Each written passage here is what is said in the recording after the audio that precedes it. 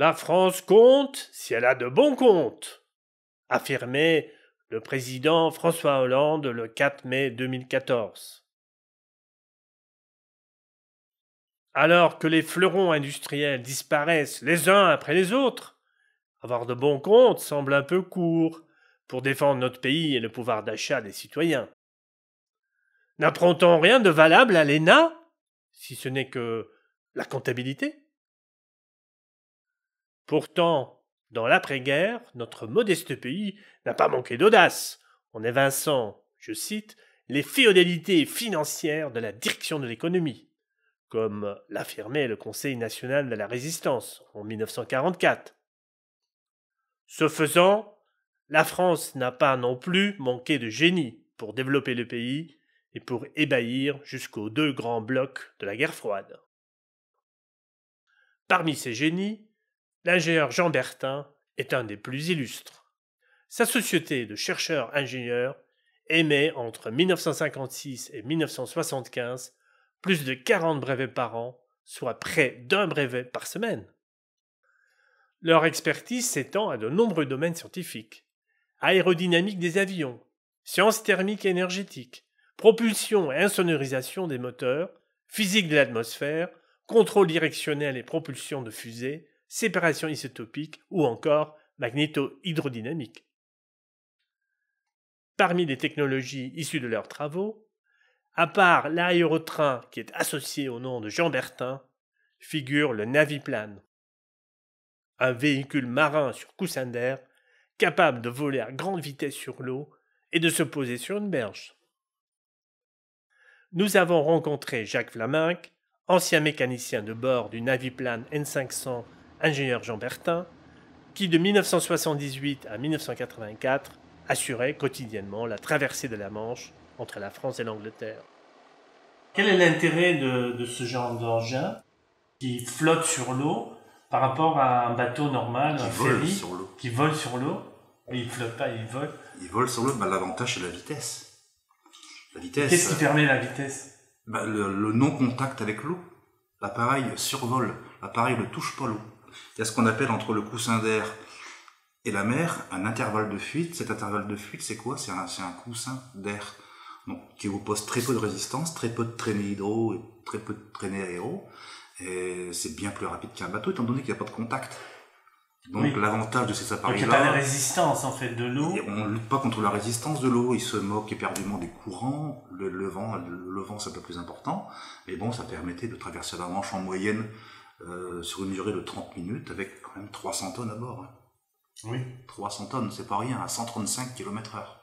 Donc cet engin, c'est un précurseur, ça ne l'a pas été, mais il en avait les capacités, ça c'est clair ça. Vous avez dit dans un de vos courriels que le niveau technologique était comparable au Concorde, au Caravelle, aux technologies de l'époque. On l'appelait le Concorde des mers. C'était un appareil extrêmement innovant. Moi je me suis épanoui sur cet appareil parce que j'ai découvert des choses issues du cerveau des ingénieurs. On a des ingénieurs extraordinaires. Il paraît que c'était les hélices les plus grandes du monde. Les hélices aériennes les plus grandes du monde, 6,40 m de diamètre, hélice à pas variable, pilotée par un système hydraulique, mais à commande numérique. Donc c'était une innovation, c'était quelque chose, c'était du jamais vu. Moi-même encore maintenant, je me souviens lorsqu'on faisait de nos réglages sur les encodeurs et les moteurs pas à pas, je me dis pour l'époque 83, c'était un grand pas en avant. C'était un grand pas, c'était énorme comme avancée technologique. Ces années Kennedy, De Gaulle, c'est quand même des années où la France avait une certaine audace et qu'il y avait des gens qui osaient innover. On faisait de belles choses. Qui se battaient pour avoir le financement pour le faire parce que... Les gens qui venaient de Paris prenaient le turbotrain. Le turbotrain, c'est l'esquisse du TGV. Le turbotrain, c'est l'esquisse du TGV. Le turbotrain aurait dû devenir l'aérotrain avant d'être TGV. Oui. L'aéroglisseur ingénieur Jean Bertin, le Naviplane 500 aurait dû inonder toutes les mers du monde. On est dans l'époque où tout doit aller vite. On a le haut débit sur Internet, on a les TGV, etc.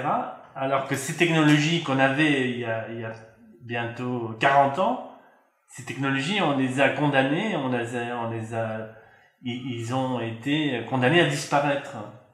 Alors, la plupart des Français pensent que ça marchait pas, parce qu'on le fait pas. Si on a abandonné, ça prouve que ça marchait pas. Donc, Écoutez, qu'est-ce qui s'est passé et pourquoi La réponse, je ne l'ai pas, mais j'ai un exemple. Combien de temps mettez-vous en Airbus ou en Boeing pour faire Paris-New York? Vous mettez 6-7 heures à peu près. Et en Concorde, on mettait 3h30. Mais c'est vrai que cette époque, 78, 83, c'était une époque où l'ingénierie française était au top de ses capacités. C'était à l'époque où on avait des grands projets. Des grands projets que maintenant on n'a plus trop pour des raisons peut-être économiques, mais surtout pour des raisons de non-volonté. On n'a pas envie de le faire. Alors, faut-il vraiment continuer à se soumettre à la dette et à la dictature comptable? N'est-il pas temps de rompre avec une Europe irréformable, un euro en faillite et un OTAN va-t-en guerre? Grâce à cette triple rupture, la France retrouvera sa liberté et pourra s'engager avec les pays émergents pour équiper le monde.